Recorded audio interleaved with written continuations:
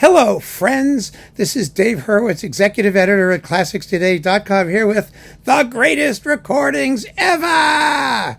And as I mentioned in a previous video, I am catching up with the greatest recordings ever of Beethoven's Ninth, the work of such utter, amazing, transcendental superbitude that one cannot even utter its name without being suitably accoutred in a tie, of course. I mean, we have to give it the proper obeisance, don't we?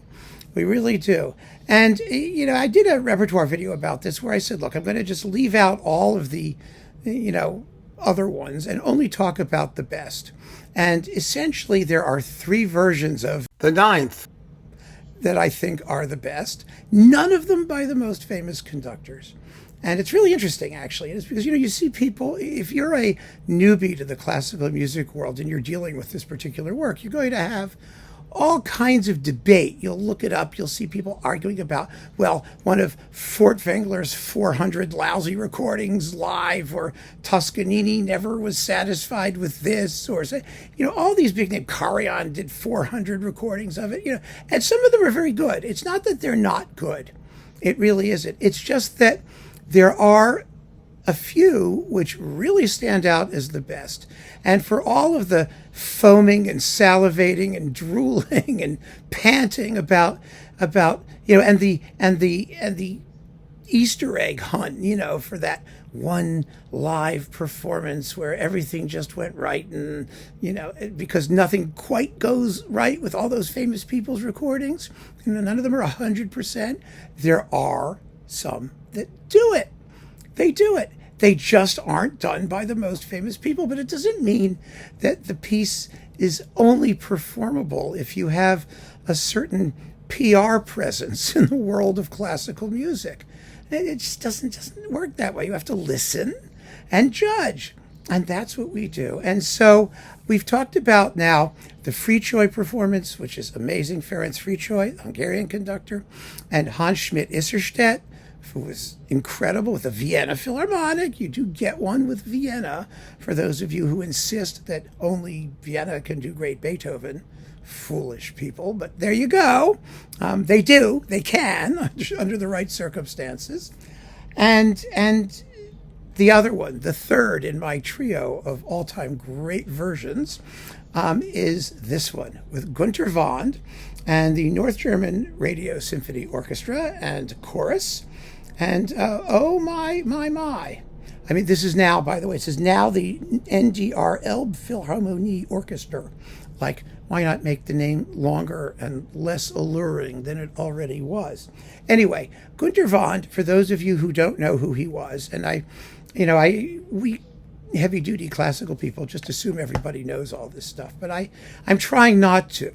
I'm trying not to, especially after I passed 60,000 subscribers. I realized that a lot of people, don't have the history that alta-cockers like me have, going back to God knows when.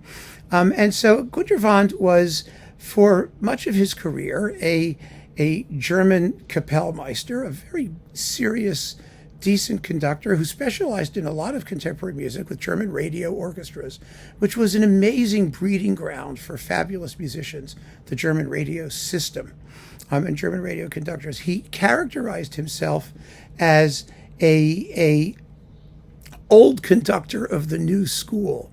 In other words, he was a follower of Toscanini, that is, faithfulness to the score, somewhat neoclassical in his outlook, very, very careful in terms of the way he rehearsed and prepared orchestras for concerts, especially later in life. Because later in life, like so many conductors, the buzzards always come home to roost. After spending his career doing all kinds of music that nobody especially cared about, he wanted to devote his twilight years to the German standard repertoire, to Beethoven, Brahms, Bruckner. He wouldn't touch Mahler. Oh, that was too much. And he did those composers with extraordinary authority and idiomatic flair and fidelity. But he was discovered as like a grand old man of music. And so RCA started recording him over and over and over and over and over, doing the same stuff with every orchestra he could get his hands on. So he did Brahms cycles, he did Bruckner, constantly Bruckner. He was in demand for Bruckner. And, you know, he made dozens of recordings of the same Bruckner symphonies, you know, dozens, but a lot. Well, he did, what, 4 or 5 Bruckner 9s. You know, he only recorded live, and they would microphones following him everywhere. So it's very interesting that he did a couple extra Beethoven performances, but essentially one complete Beethoven cycle and one recording of Beethoven's Last Symphony. And the reason he did that is because, as he said, he couldn't improve on it. He said, when you do it that well, there's no reason ever to do it again. And that, my friends, is the word of power. He was right. This is a performance of such effortless mastery and conviction and faithfulness to Beethoven's vision. It makes you perspire just thinking about it. And what makes it even better is that it is stunningly well recorded. It has to be sonically possibly the best recording of the work ever made. It's on RCA, and if you could still get it, it should still be easy to find or knocking around somewhere. And it's amazing. It's just amazing. A very good quartet of soloists. The finale, a superb choir, and an orchestra that is giving 110% at all times. It's unbeatable. It can be equaled, but never surpassed. It's certainly one of the greatest recordings ever. So keep on listening, friends. Thanks for joining me. Take care.